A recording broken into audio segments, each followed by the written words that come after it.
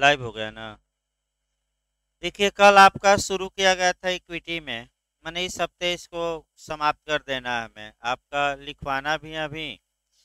कुछ 3-4 और आपका मुख्य मुख्य सिद्धांत बचे हैं जिसे पढ़ना चाहिए अच्छे से, और कंपटीशन में भी आता है।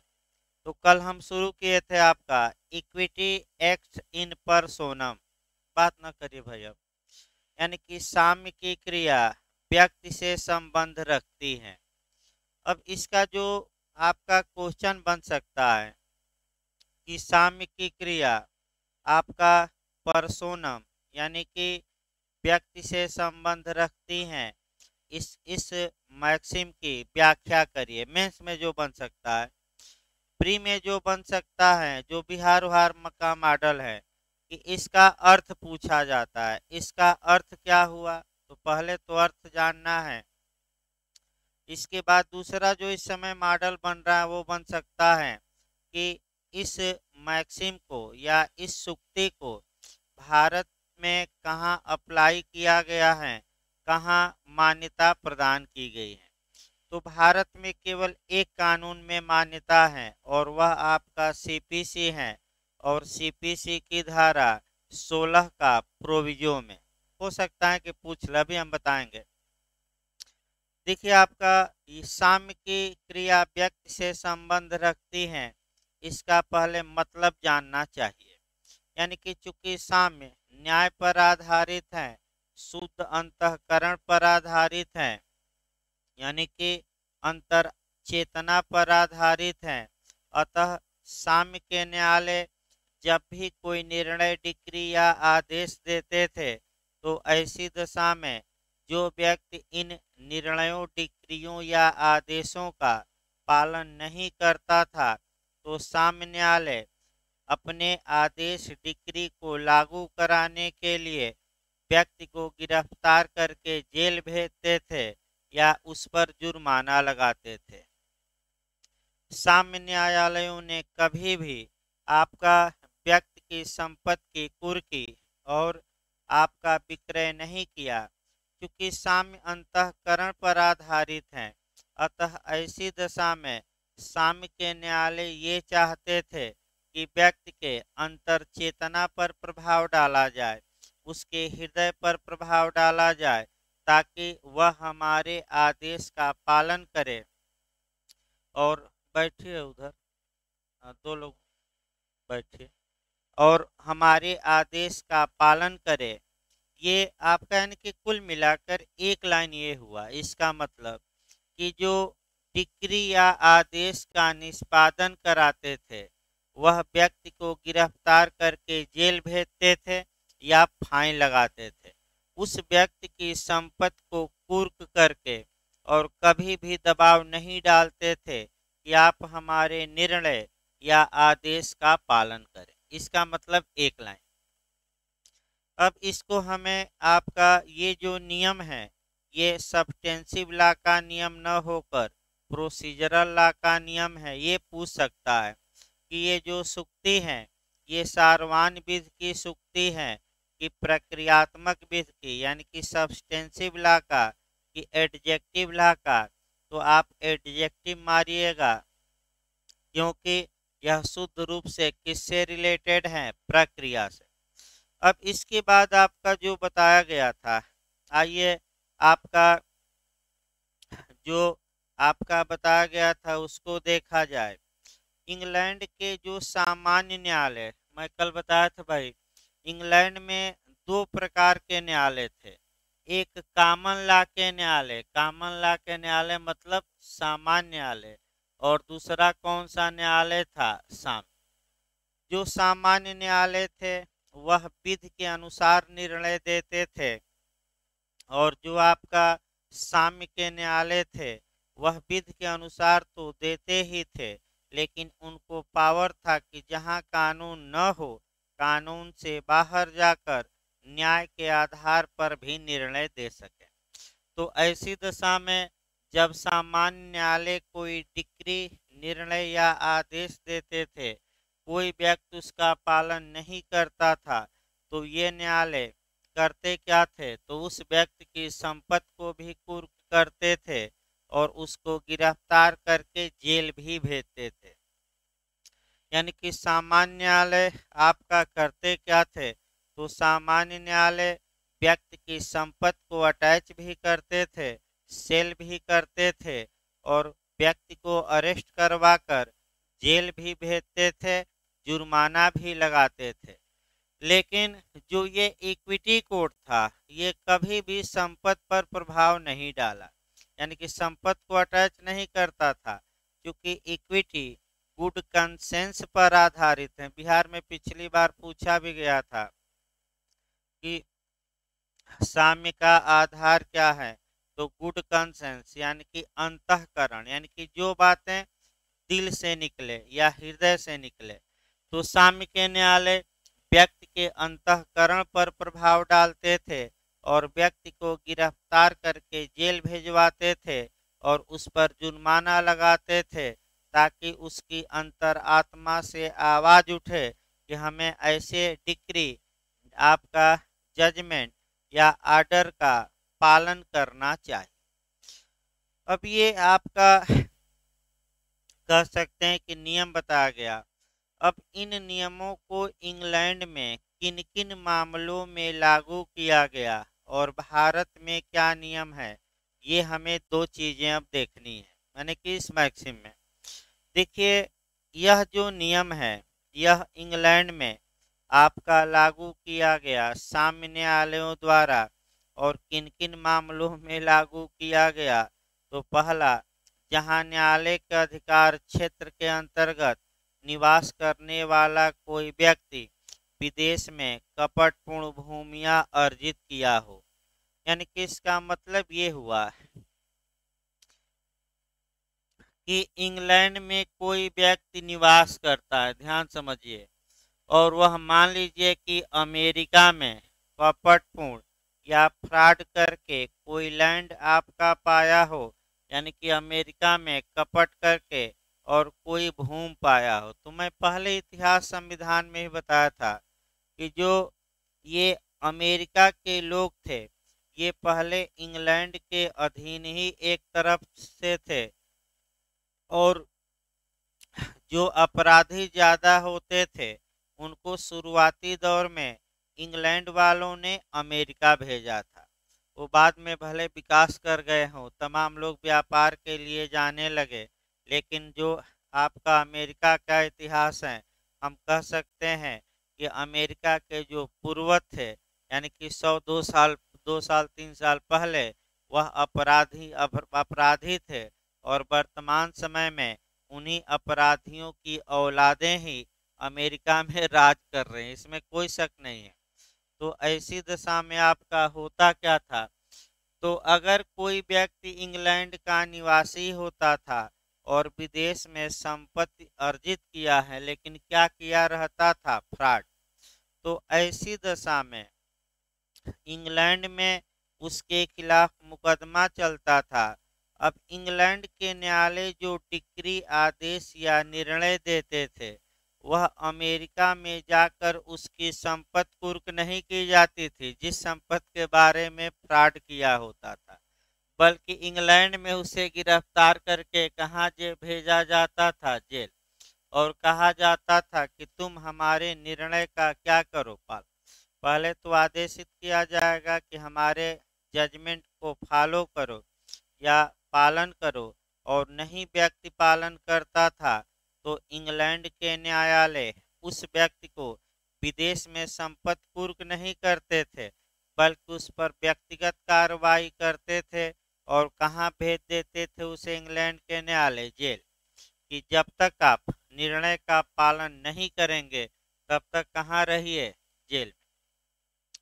दूसरा देखिए, जहां न्यायालय के अधिकार क्षेत्र के अंतर्गत निवास करने वाले किसी व्यक्ति के विरुद्ध विदेश में स्थित भूमियों के संबंध में अभिव्यक्ति न्यास के निष्पादन के लिए वाद दायर किया गया हो, ऐसे मामलों में ये मैक्सिम लागू होगी। इसको समझिए, मान लीजिए कि इंग्लैंड का एक व्यक्ति है और अमेरिका में, ज़्यादातर मामले अमेरिका के हिस्से में है, अमेरिका में न्यास सृजन किया था।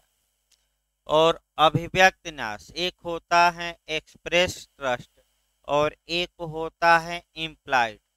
तो जो न्यास का सृजन होता है, एक्सप्रेस मतलब या तो लिखकर या मुख से बोलकर। याद रखिए, अगर अभिव्यक्त कहा जाए इसका मतलब हुआ कि या तो लिखकर माने कागज पर या मुख से बोलकर।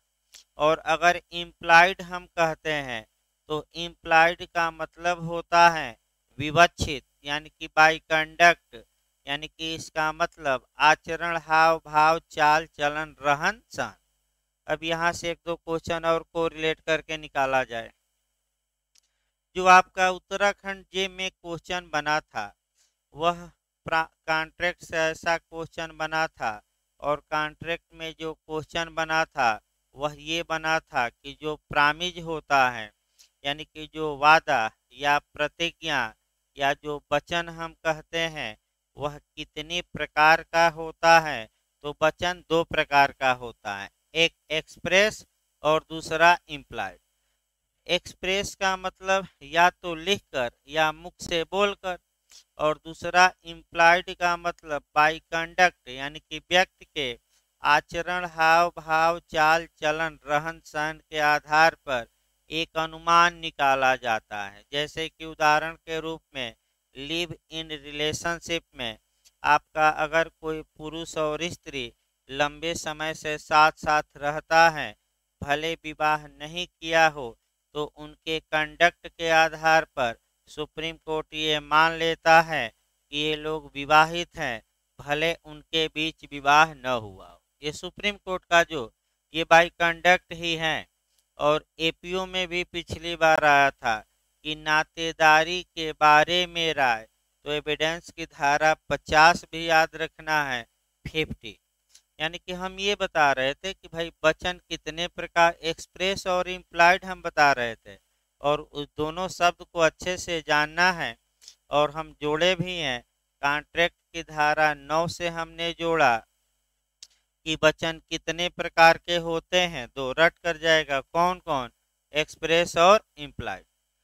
अब आइए इसमें देखा जाए, यानी कि अगर कोई व्यक्ति इंग्लैंड में है और न्यास का सृजन कहाँ किया था, अमेरिका में, माने विदेश में, इंग्लैंड से बाहर कहीं भी, क्योंकि इंग्लैंड वालों का लगभग आधी दुनिया पर क्या चलता था, राज, तो दूसरे भाई उसको अधिकार था। तो अमेरिका में भाई इम्प्लाइड न्यास नहीं बल्कि कैसा न्यास, अभिव्यक्त। और उस न्यास को लागू कराना था, यानी कि न्यास तो सृजित कर दिया और न्यास को लागू ही नहीं कर रहा था ट्रस्ट को। तो ऐसी दशा में उसके खिलाफ इंग्लैंड में मुकदमा किया जाता था।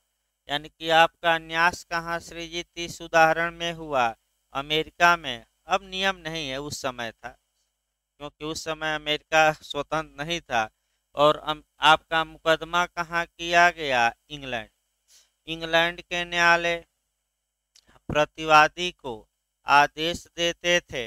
अब ये समस्या है कि अगर प्रतिवादी की संपत्ति इत्यादि को देखा जाए तो अमेरिका में है और प्रतिवादी निवास कहाँ कर रहा है, इंग्लैंड। तो इंग्लैंड के साम्य न्यायालय अमेरिका में जाकर या अमेरिका में जो उसकी प्रॉपर्टी थी उसको न तो जब्त करते थे, यानी कि न अटैच करते थे, न सेल करवाते थे, बल्कि ये कहते थे कि तुम इंग्लैंड में हो और तुम हमारे आदेश का पालन करो। अगर आदेश का पालन नहीं करोगे तो कहाँ भेज देंगे, जेल। संपत्ति पर कभी भी अटैक नहीं किया गया। तीसरा देखिए, भूमि के विक्रय के मामले में, बंधक के मामले में, मोचन के मामले में और मोचन रोध के मामले में, या कि माने ऐसी संविधाओं के विशिष्ट अनुपालन। अब चार शब्द देखिए भाई, पहले भूमि का विक्रय, एक तो सेल हमें देखना है, दूसरा आपका मार्गेज, यानी कि बंधक भूमि के किस में, बंधक में, और तीसरा जो हमें देखना है वह देखना है आपका बंधक का मोचन यानी कि रिडीम के मामले में, और चौथा फोरक्लोजर यानी कि पूर्वबंध, पूर्वबंध के मामले में। पहले चारों शब्द समझिए तब तो भाई बताया जाए। देखिए, भूमि के विक्रय के मामले में एक एग्रीमेंट करवा जाए, चारों को हम समझा रहे हैं भाई, तब आपका बताएंगे साम्या में। पहले तो एक एग्रीमेंट करवाया जाए। मान लीजिए ए का ये मकान था और ए ने वचन दिया है बी को, यानी कि प्रॉमिस किया है, वादा किया है कि हे बी, हम इस मकान को तुम्हें बेचेंगे, भाई बेचेंगे। ये ए ने वादा किया। अब ए ने अपना वादा तोड़ दिया, यानी कि अपने प्रॉमिस को ब्रीच कर दिया। ब्रीच माने भंग कर दिया। भंग का मतलब ये कहा कि अब हम नहीं बेचेंगे तुम्हें। तो ऐसी दशा में भी इस संविदा के स्पेसिफिक परफॉर्मेंस के लिए इस करार को लागू कराने के लिए कोर्ट जाता था, साम्य न्यायालय में जाता था, और साम्य न्यायालय ए के विरुद्ध निर्णय देते थे। तो साम्य न्यायालय ये नहीं कहते थे कि ए की संपत्ति कुर्क की जाए। ए को ये आदेशित करते थे कि तुम बी को संपत्ति बेचो, सेल करो, क्योंकि तुमने एग्रीमेंट किया है, और तब तक हम जेल, माने अगर तुम ये काम नहीं किए तो हम कहाँ तुम्हें भेजेंगे? जेल। तुम्हारी संपत्ति हम कुर्क नहीं करेंगे जबरदस्ती, लेकिन तुम्हें कहाँ भेजेंगे? जेल। अब बंधक आइए, इसी उदाहरण में बंधक देखा जाए भाई। मान लीजिए ए को पैसे की आवश्यकता है और ए क्या काम किया कि भाई बी से 5 लाख रुपया उधार लिया, और बी के पक्ष में ये जो उसका मकान था वह मार्गेज किया या बंधक रखा, यानी कि उस मकान में हित का क्या किया? सृजन। किसके फेवर में किया गया है? बी। अब ऐसी दशा में बंधक के आपका मार्गेज हो गया, सब कुछ हो गया, लेकिन ए क्या पैसा ले लिया, लेकिन ए एक आपका कपट किया, यानी कि ए आपका कह सकते हैं कि बी को आपका संपत्ति में हित का अंतरण किया ही नहीं, यानी कि पैसा ले लिया लेकिन हित का अंतरण नहीं किया। तो बी कोर्ट में गया और न्यायालय से आदेश निकलवाया कि ए इस जमीन को गारंटी पे रखे हमारे यहाँ, क्योंकि पैसा ले चुका है। तो ए के खिलाफ न्यायालय निर्णय दिया, और जब ए निर्णय नहीं पालन करता था तो न्यायालय ए को क्या करते थे? साम्य न्यायालय अपना जेल भेजते थे और कहते थे कि तुम क्या करो? पालन। एक की संपत्ति कुर्क नहीं की जाती थी। आइए मोचन के मामले में। मोचन का मतलब होता है राइट टू रिडीम। रिडीम का मतलब उन्मोचन, यानी कि बंधक संपत्ति को छुड़वाना। तो ए ने इस संपत्ति को मार्गेज किया था, तो ए को अधिकार है कि बी को पैसा वापस करे और अपना मकान क्या करे? ले ले। और इसमें आपका पूर्वबंध यानी कि फोरक्लोजर का मामला क्या है? तो फोरक्लोजर का मतलब कि अगर बी को पैसा नहीं ए देता तो बी को हक होगा कि इस मकान को क्या कराए? जब्त कराए। क्या कराए? न्यायालय के आदेश द्वारा जब्त, और ए के अधिकार पर पूरी तरह क्या लगा दे? रोक। तो ये तो आगे बताया जाएगा भाई। इस प्रकार आपका 3 ऐसे मामले बताए गए जहां की ये मैक्सिम अप्लाई होती हैं। अब आगे इस मैक्सिम की परिसीमा। परिसीमा मतलब लिमिटेशन। लिमिटेशन का मतलब कि कुछ इस पर प्रतिबंध हैं, उन प्रतिबंधों को देखा जाए। पहला प्रतिबंध ये है कि जिस व्यक्ति के खिलाफ न्यायालय निर्णय दे रहा है वह व्यक्ति अगर उस न्यायालय के क्षेत्राधिकार से बाहर है तो ये मैक्सिक काम नहीं करेगी। यानी कि इसका मतलब ये हुआ कि मान लीजिए कि भारत के न्यायालय हैं, प्रतिवादी के खिलाफ निर्णय दिए, और प्रतिवादी ऐसी जगह है, यानी कि भारत के कहाँ है? बाहर, जहां उसे गिरफ्तार करके लाया नहीं जा सकता। तो ये मैक्सिम वहां काम करेगी कि नहीं? यानी कि उस क्षेत्र माने न्यायालय के क्षेत्राधिकार का मतलब कि न्यायालय ऐसी जगह पर वह हो कि न्यायालय के आदेश को वहां लागू कराकर उसे क्या किया जा सके, गिरफ्तार। अगर वह कहीं ऐसी जगह पर है जहां की न्यायालय का आदेश पहुंच ही नहीं सकता, तो ये मैक्सिम वहां काम नहीं करेगी। क्यों? क्योंकि गिरफ्तार करके लाया ही नहीं जा सकता। जैसे विदेश में भाग जा रहे हैं तो कहाँ लाए जा रहे हैं। अगला, अगर ऐसा जो उपचार होना चाहिए वह इक्विटेबल होना चाहिए, यानी कि सामयिक होना चाहिए, और आपका ये लिमिटेशन है। अब आइए लास्ट में जो इसमें देखा जाता है भारतीय विधि में, तो भारत में जब भी आप पढ़िएगा आपका दो तीन पॉइंट पढ़ना है। देखिए भाई, आपका पहले नियमों को चला जाए। भारत में हमें जो पढ़ना है आपका 14 से हम सीपीसी की कुछ धाराएं ऐड करना पड़ेगा। Civil code of civil procedure की धारा 14, 15, 16, 17, 18, 19 और 20 हल्का हल्का हम बताएंगे। इसके बाद जो सीपीसी की धारा आपको पढ़नी है, तीन धाराएं और पढ़नी है, और वह जो तीन धाराएं हैं 51, 55 और 58। वैसे आप चाहें तो ये छोड़ सकते हैं और केवल एक धारा देख सकते हैं सीपीसी की, उतना लंबा ना चला जाए, थोड़ा शार्ट किया जाए। 16 का परंतु देख सकते हैं, 16 का कौन सा, केवल प्रोविजो। और एक सुप्रीम कोर्ट का हम उदाहरण देखेंगे इस मैक्सिम में भारत में, और संविधान का जो आर्टिकल होगा वह कौन होगा, 142। तो पहले सुप्रीम कोर्ट का ही देखा जाए तब आपका सीपीसी में आ जाए। ये क्वेश्चन अभी बिहार ने बनाया नहीं है, बन सकता है नया क्वेश्चन, और इसको थोड़ा सतर्क होकर समझिए।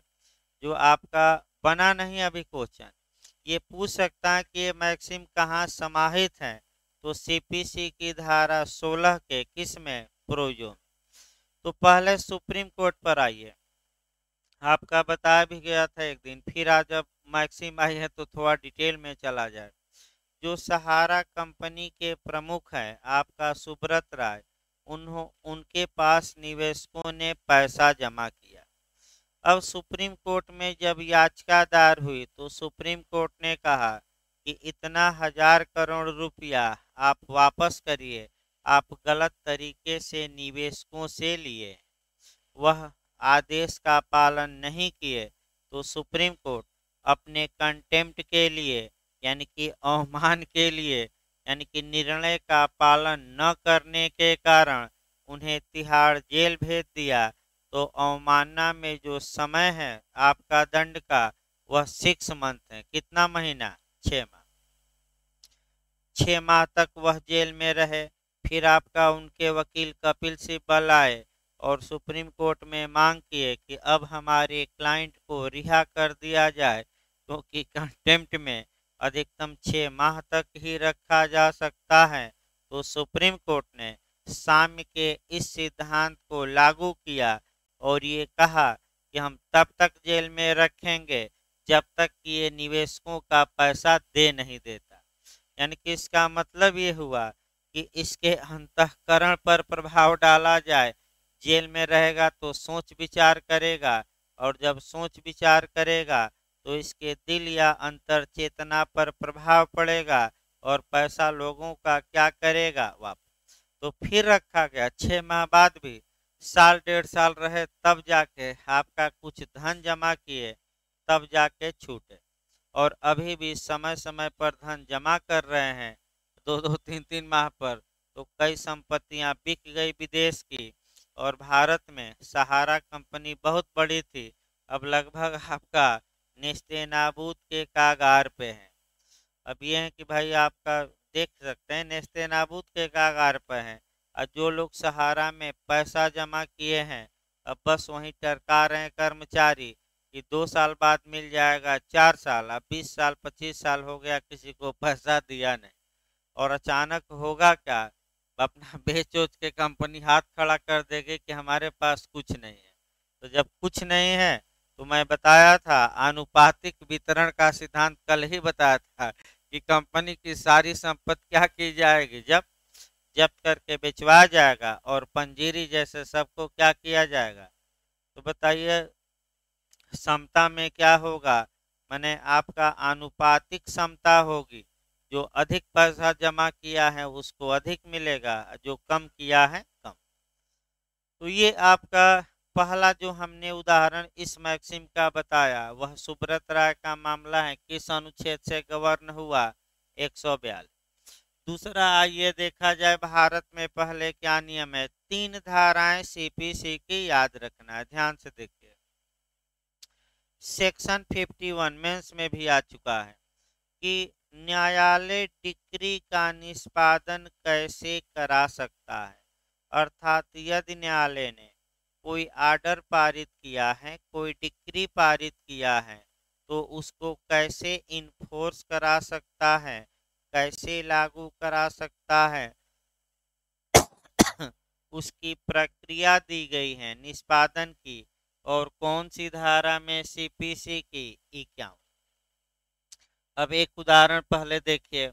मान लीजिए ए एक व्यक्ति हैं, बी के खिलाफ मुकदमा या सूट फाइल किया और 5,000 रुपये का, थोड़ा रकम बढ़ाइए भाई आपका, 20,000, क्योंकि हाँ 20,000 रुपये के लिए मुकदमा किया कि बी हमारा 20,000 रुपया लिया है, न्यायालय हमारे फेवर में डिक्री पास करे, आदेश करे और बी से हमें कितना दिलवाए, 20,000। अब ए के पक्ष में डिक्री प्राप्त हो गई, दे दी गई, बेचारा बी हार गया।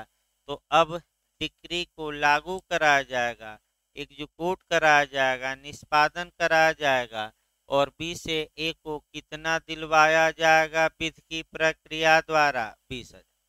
अब इसी में तीनों में जोड़ लीजिए, ये 20,000 दिलवाया जाएगा ए को।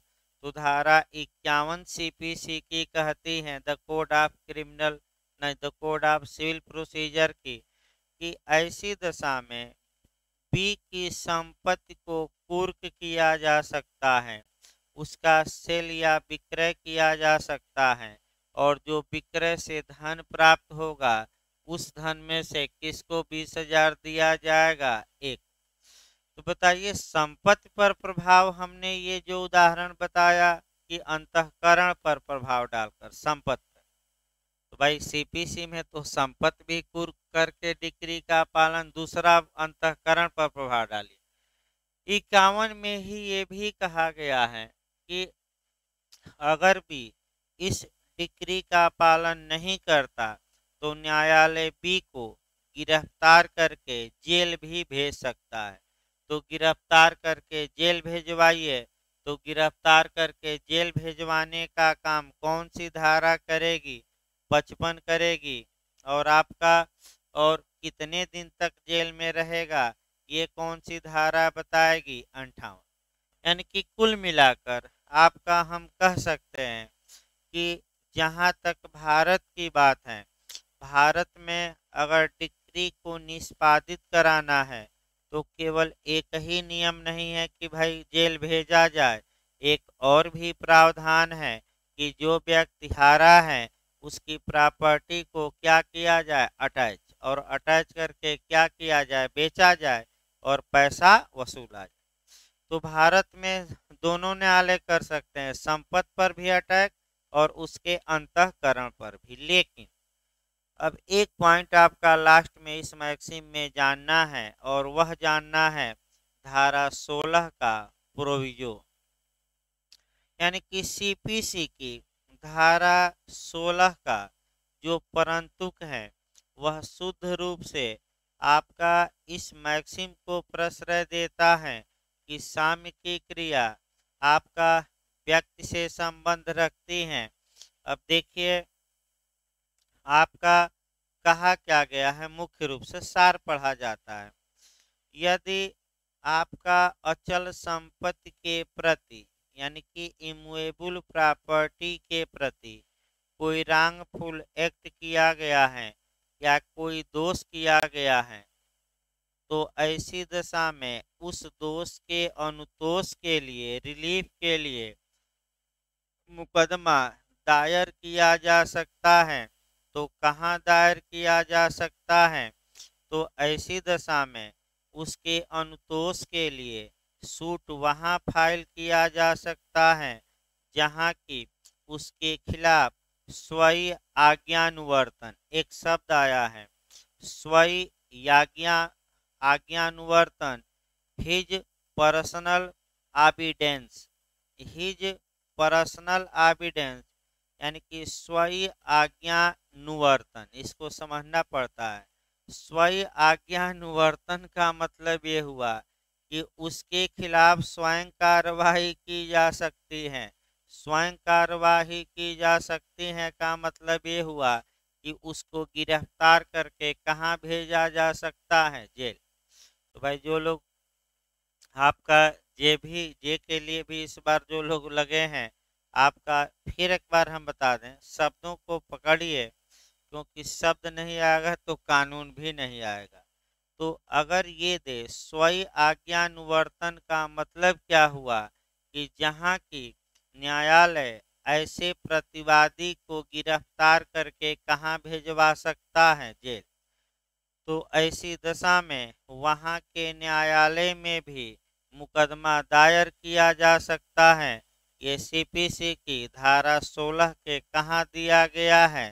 प्रोविजो में। बस एक लाइन, बहुत ज़्यादा नहीं। इस प्रकार आपका ये जो मैक्सिम थी, ये भी आपका समाप्त हो गई। अब आगे मैक्सिम देखा जाए, आपका अगली जो मैक्सिम है वह साम्य विधि का अनुसरण करती है या साम्य विधि का अनुगामी है, यानी कि इक्विटी फॉलो करती है आपका किसको? लॉ को। देखिए इसको लिखवा दिया जाए भाई, तैयार नहीं है, इसको कल पढ़ाया जाएगा। मैक्सिम कितना मैक्सिम हो गया अभी तक भाई? छठवां, 7 8, हाँ 3 4 और मुख्य मुख्य पढ़ाना, और तो छोटे छोटे हैं, यानी कि 4 से 5 पढ़ाना है। तो इस हफ्ते इसको लिखिए भाई, देखिए 4 हो गया ना, 5 5 हो गया। चलिए उसको हम देख लेंगे। देखिए लिख लीजिए आधा घंटा भाई उसको, जो कौन सा मैक्सिम लिखवा गया था, थोड़ा कॉपी निकालिए, तो 1 या 2 लिखवा गया अभी। कौन कौन हुआ देखिए। हाँ, और एक साम्य चाहने वाले को साम्य का पालन करना चाहिए।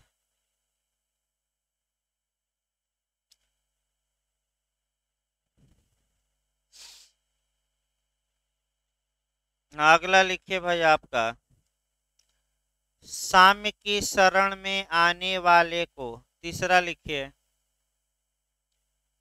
5 मैक्सिम हो गई तब भाई, आपका पढ़ा दिया गया 5, और आपका 4 या 5 पढ़ाना है मुख्य रूप से। लिखिए तीसरा ये सिद्धांत लिखवाया जा रहा है, लिखिए साम्य की शरण में आने वाले को, सुक्ति लिखिए, साम्य की शरण में आने वाले को स्वच्छ हाथों से आना चाहिए, स्वच्छ हाथों से आना चाहिए।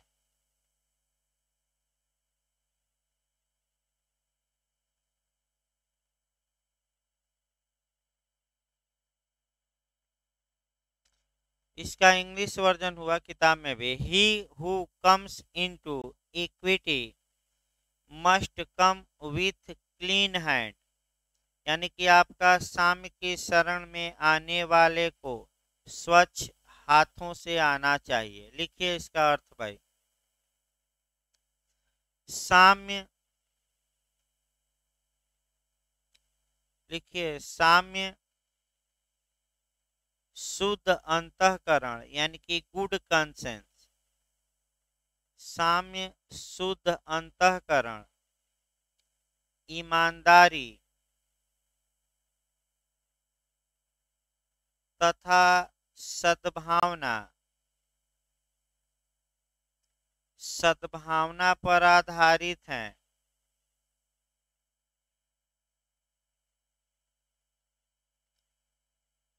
अतः जो व्यक्ति, अतः जो व्यक्ति साम्य की अभ्यर्थना कर रहा है, माने मांग कर रहा है, जो व्यक्ति साम्य की अभ्यर्थना कर रहा है, जो व्यक्ति साम्य की अभ्यर्थना ने मांग अभ्यर्थना कर रहा हो, उसके लिए यह आवश्यक है कि उसके लिए यह आवश्यक है कि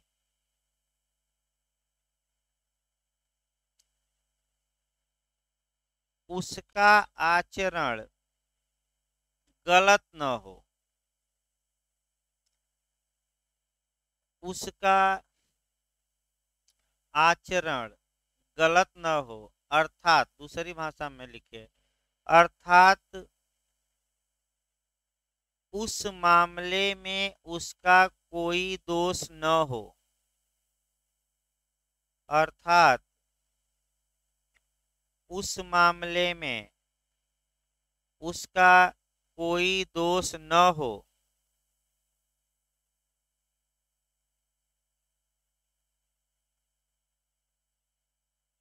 पैराग्राफ चेंज करके लिखिए।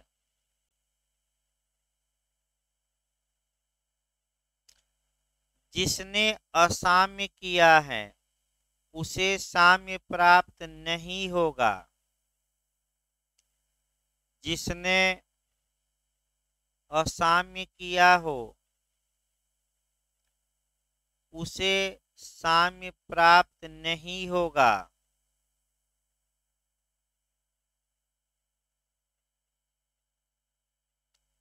लिखिए, यह सूक्ति वादी के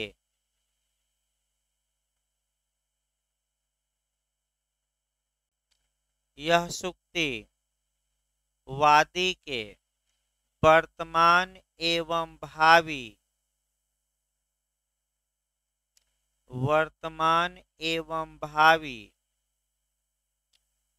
दोनों आचरणों पर विचार करती हैं। वर्तमान एवं भावी दोनों आचरणों पर विचार करती हैं।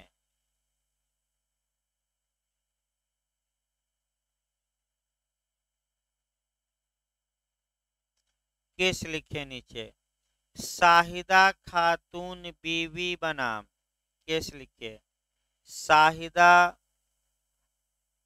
खातून बीबी बनाम देवीलाल शाह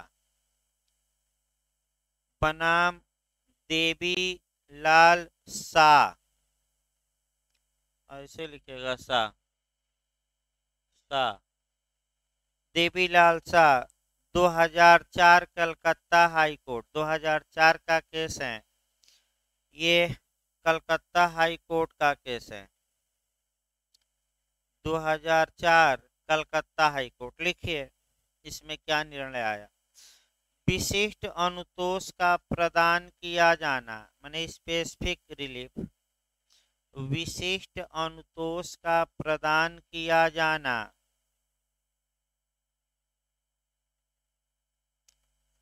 विशिष्ट अनुतोष का प्रदान किया जाना न्यायालय की विवेकाधीन शक्ति के अधीन है। न्यायालय की विवेकाधीन शक्ति के अधीन है।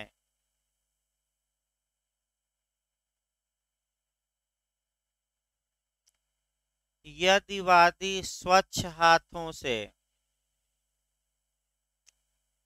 यदि वादी स्वच्छ हाथों से न्यायालय में नहीं आता, यदि वादी स्वच्छ हाथों से न्यायालय में नहीं आता तो तब उसे यह अनुतोष प्रदान करने से तब उसे यह अनुतोष प्रदान करने से इनकार किया जा सकता है। इनकार किया जा सकता है। पैराग्राफ चेंज करके लिखिए, लुटेरों का मामला या बटमार कहते हैं, बटमारों का मामला, बटमारों का मामला। आप लिख करके लिखिए, लुटेरों का मामला, जो राबरी करते हैं। बटमारों का मामला या लुटेरों का मामला। केस नहीं मिलता है, बस एक मामला, केस मिला नहीं भाई। लिखिए, लुटेरों के एक मामले में लुटेरों के एक मामले में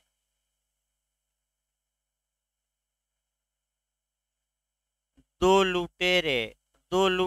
लुटेरों में, कई बार लुटेरा आ गया, दो लुटेरों में लूट की संपत्ति के बंटवारे को लेकर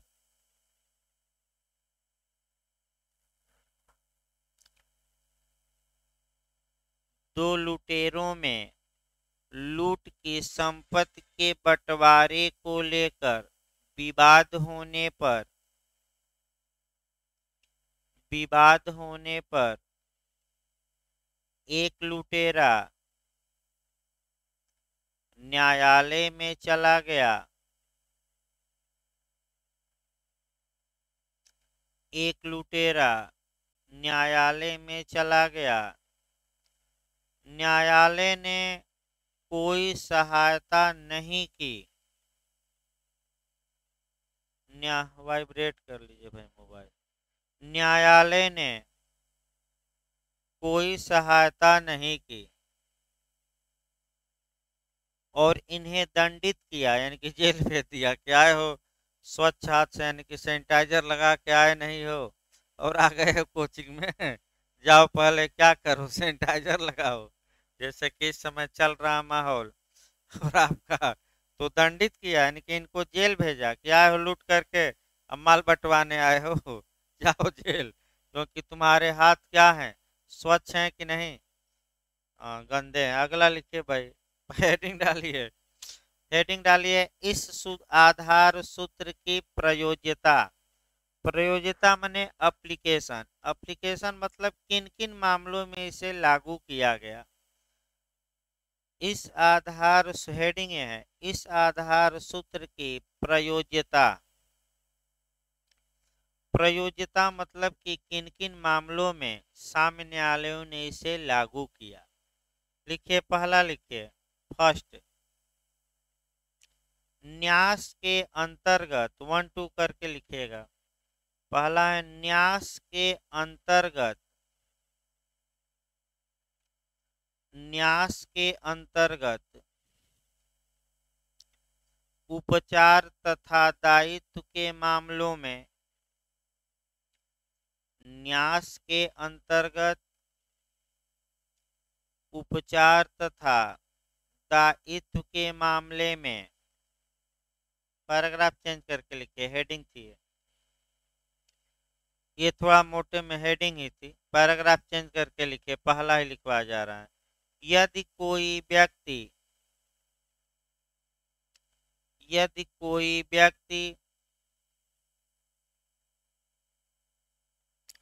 कपट की एक पूर्व कल्पना लेकर, यदि कोई व्यक्ति कपट की यानी फ्रॉड की, कपट की एक पूर्व कल्पना लेकर, यानी कि पहले से माइंड मेकअप करके एक पूर्व कल्पना लेकर न्यायालय में वाद दायर करता है, न्यायालय में वाद दायर करता है, ऐसी दशा में, ऐसी दशा में साम्य के न्यायालय, ऐसी दशा में साम्य के न्यायालय उसका कोई सहयोग नहीं करेंगे।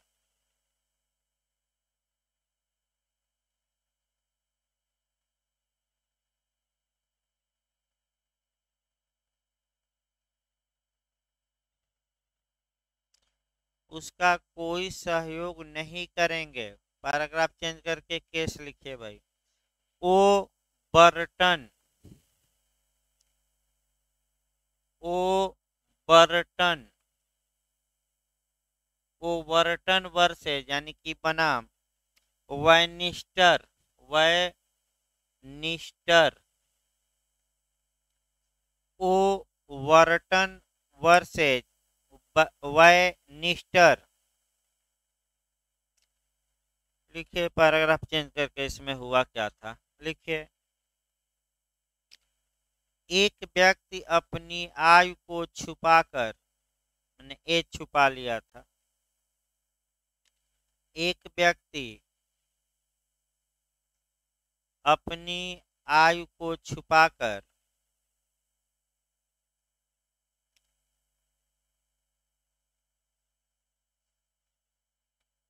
न्यासधारियों से यानी कि ट्रस्टियों से, न्यासधारियों से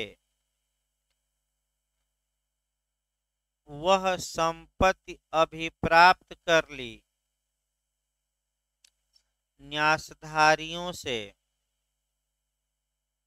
वह संपत्ति अभिप्राप्त कर ली जो वास्तव में, जो वास्तव में वह वयस्क होने पर प्राप्त करता, जो वास्तव में वह वयस्क होने पर प्राप्त करता।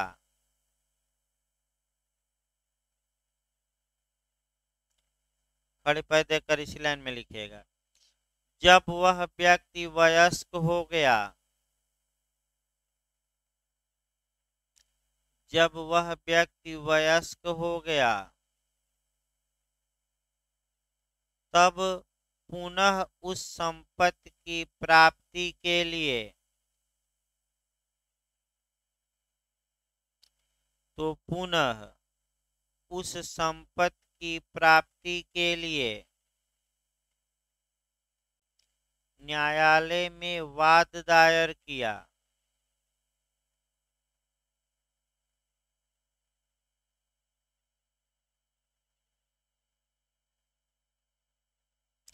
न्यायालय ने संपत्ति दिलवाने से इनकार कर दिया, न्यायालय ने संपत्ति दिलवाने से इनकार कर दिया। अब क्यों इनकार कर दिया? क्योंकि वो खुद फ्रॉडिया था, पहले ही वो संपत्ति क्या किया था, ये छुपा के पा लिया था, तो दोबारा क्यों दिलवाया जाए भाई। यानी कि आपका स्वच्छ हाथों से आया है कि नहीं, माने स्वच्छ मन से नहीं, क्योंकि पहले से क्या करके आया है, फ्रॉड। तो अगला लिखिए, इसमें विद्वान का कोटेशन लिखना है, लिखिए पैराग्राफ चेंज करके। स्नेल के अनुसार, ये विद्वान है भाई, स्नेल महोदय, स्नेल, स्नेल के अनुसार, ये विद्वान है, इनका कोटेशन हो सकता है। लिखिए, वादी को न केवल, वादी को न केवल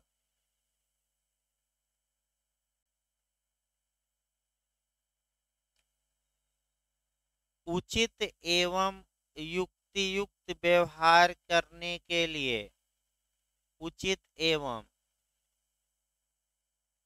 वादी को न केवल उचित एवं युक्तियुक्त व्यवहार करने के लिए तत्पर रहना चाहिए, तत्पर रहना चाहिए। अपितु, अपितु माने बट होता है, किंतु, अपितु उसके लिए यह भी आवश्यक है कि अपितु उसके लिए यह भी आवश्यक है कि वह सिद्ध करे कि उसका पूर्व का आचरण एवं व्यवहार भी उसका पूर्व का आचरण एवं व्यवहार भी स्वच्छ रहा है।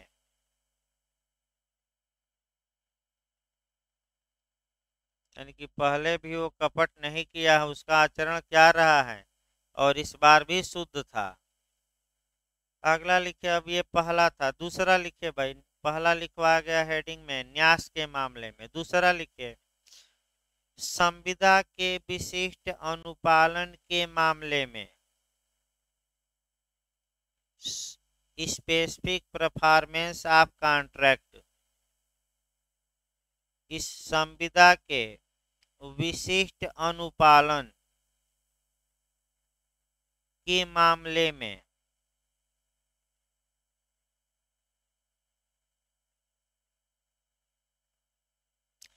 लिखे पैराग्राफ चेंज करके न्यायालय संविदा के विशिष्ट पालन न्यायालय संविदा के विशिष्ट पालन की डिक्री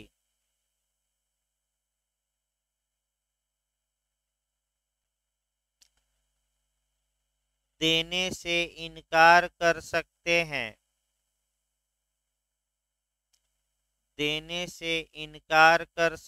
हैं यदि वादी का आचरण अनुचित हो। अनुचित माने दोषपूर्ण। यदि वादी का आचरण अनुचित हो यानी कि दोषपूर्ण हो।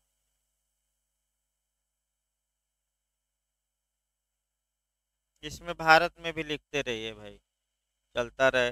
पैराग्राफ चेंज करके इसी में अटके। भारतीय विधि में यह नियम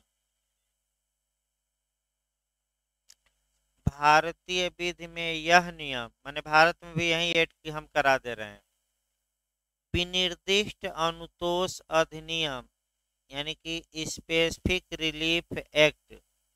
भारत में यह नियम विनिर्दिष्ट अनुतोष अधिनियम यानी कि इंग्लिश में स्पेसिफिक रिलीफ एक्ट 1963 यानी कि 1963 की धारा लिखवाना है कि धारा 10 में दिया गया है, 10 में की धारा 10 में दिया गया है।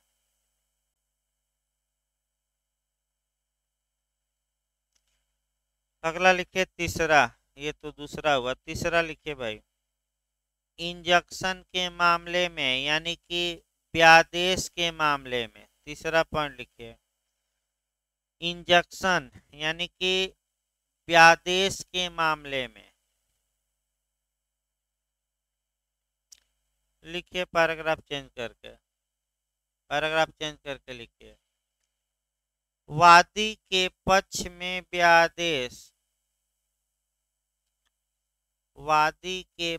में व्यादेश जारी करने से इनकी प्लेंटिफ के फेवर में वादी के पक्ष में व्यादेश जारी करने से न्यायालय इनकार कर सकते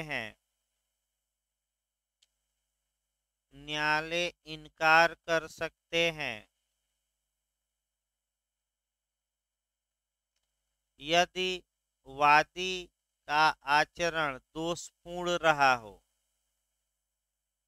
माने गलत रहा हो। यदि वादी का आचरण दोषपूर्ण रहा हो।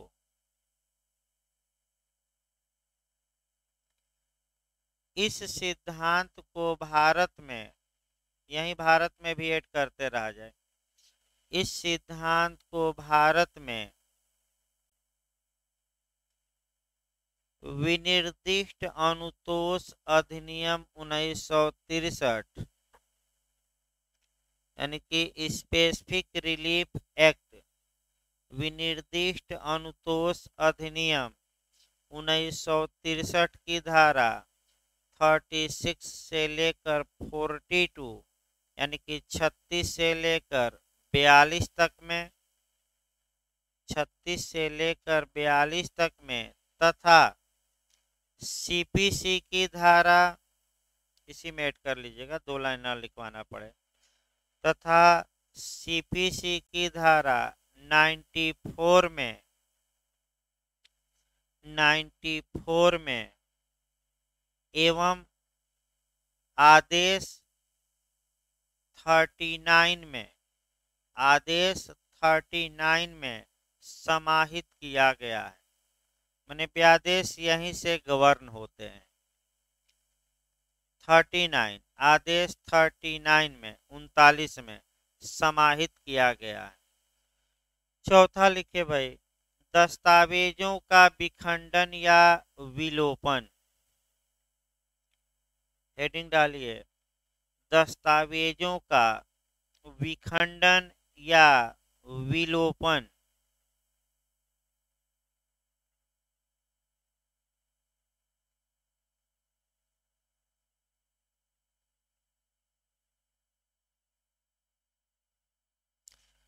लिखिए, जो पक्षकार किसी दस्तावेज के, जो पक्षकार किसी दस्तावेज के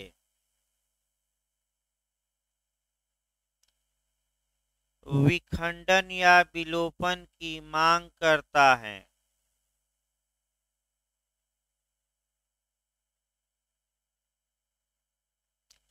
विखंडन ने रद्द करना, विलोपन मैंने कुछ हटा देना, विखंडन या विलोपन की मांग करता है, उसका आचरण दोषपूर्ण न रहा हो, उसका आचरण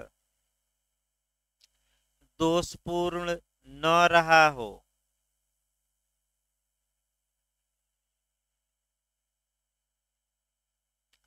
इसी लाइन में लिखे, विनिर्दिष्ट अनुतोष अधिनियम की धारा,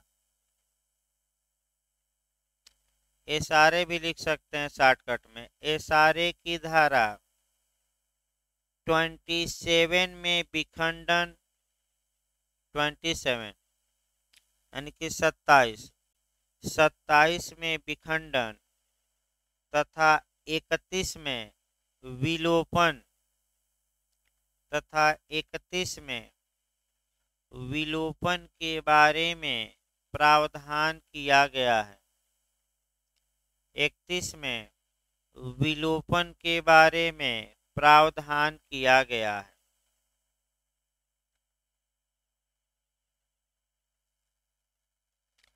हेडिंग डालिए नीचे भाई, अब फिर आपका, इस आधार सूत्र के अपवाद,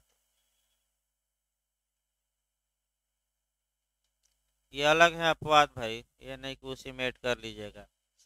इस आधार सूत्र के अपवाद, भाई नए लोगों को न समझ में है तो एक लाइन और आप लिख करके लिखें, यह सूक्ति निम्न मामलों में लागू नहीं होगी।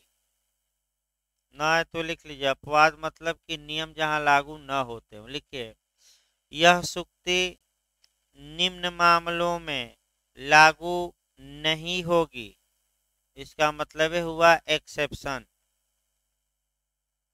न समझ में आइए तब लिखना है भाई, समझ में आ रहा हो अपवाद तो नहीं लिखना, ये नहीं कि जबरदस्ती कॉपी भरी है। पहला लिखिए, लोक नीति से संबंधित मामले, इसमें फर्स्ट लिखिए अपवाद में, लोक नीति पब्लिक पॉलिसी,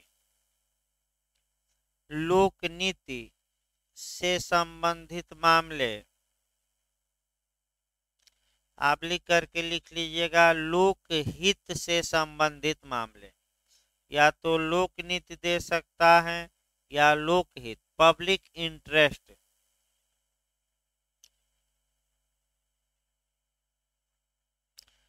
लिखिए इसमें थोड़ा डिटेल में 2-3 लाइन भाई। यदि कोई व्यक्ति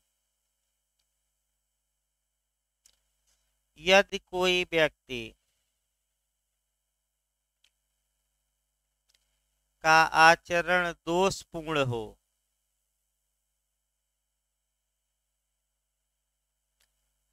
यदि किसी व्यक्ति का आचरण दोषपूर्ण हो तथा उसने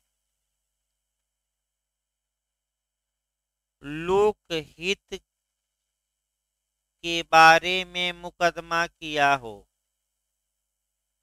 तथा उसने लोकहित के बारे में मुकदमा किया हो, तब न्यायालय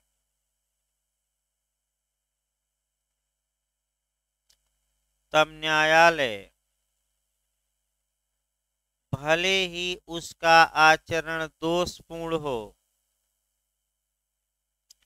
तब न्यायालय भले ही उसका आचरण दोषपूर्ण हो उसे अनुतोष प्रदान करते हैं, उसे अनुतोष प्रदान करते हैं, क्योंकि सटा दीजिए किमाड़ हो थोड़ा। हाँ, क्योंकि ऐसे मामलों में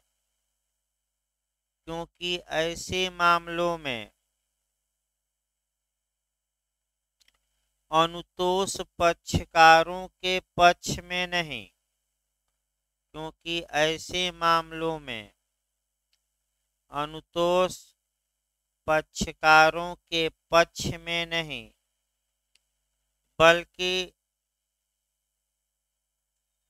जनसाधारण के पक्ष में दिया जाता है, बल्कि जनसाधारण के पक्ष में दिया जाता है। जैसे उदाहरण एक लिखे इसमें, लोकहितवाद PIL या पब्लिक इंटरेस्ट लिटिगेशन, सबसे अच्छा उदाहरण है ये। PIL या पब्लिक इंटरेस्ट लिटिगेशन। सेकंड लिखे अपवाद, ये पहला अपवाद था। सेकंड लिखे पश्चाताप की अवस्था। पश्चाताप यानी कि माफी मांग लीजिए, बताया गया था उदाहरण भी भाई। पश्चाताप की अवस्था लिखिए, यदि किसी व्यक्ति का आचरण कपटपूर्ण हो, इसमें आगे लिखे भाई, ये हेडिंग थी, इसके आगे लिखे, यदि किसी व्यक्ति का आचरण कपटपूर्ण हो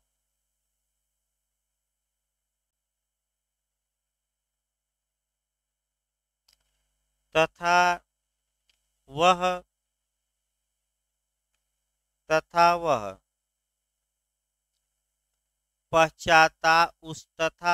उसके लिए पश्चाताप करता है, यानी कि माफी मांग लेता है, तथा इसके लिए वह पश्चाताप करता है, तब न्यायालय उसे अनुतोष प्रदान कर सकते हैं, तब न्यायालय उसे अनुतोष प्रदान कर सकते हैं।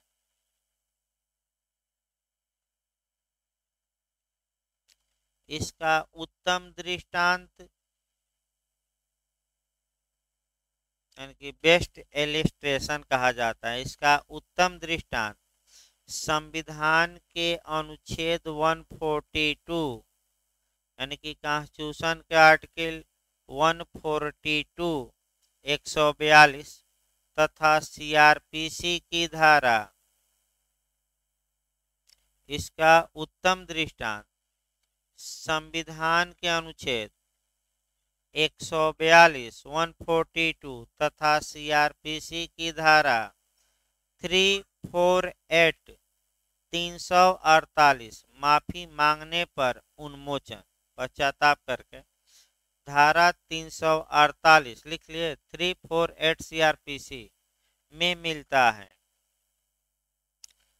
एक दो और कानून में आपका ये न्यायालय अवमान अधिनियम में भी है, क्योंकि सुप्रीम कोर्ट बार बार कह रहा था प्रशांत भूषण से आप माफी मांग लीजिए, हम जुर्माना नहीं लगाएंगे। तो माफी नहीं मांगे तो 1 रुपया जुर्माना लगा। अगर ये पश्चाताप कर लेते तो दंड से क्या हो जाते, बरी। अब उसमें न्यायालय the contempt of court act, अब धारा नहीं हमें याद है लेकिन प्रावधान है, सेक्शन आपका याद नहीं क्योंकि कंपटीशन में है नहीं, केवल बार काउंसिल ऑफ इंडिया के एग्जाम में ज़्यादा आता है, कंपटीशन में ज़्यादा है नहीं। तो रेस्ट ले लीजिए, तो टीपीए चलेगा 15 मिनट बाद भाई अभी।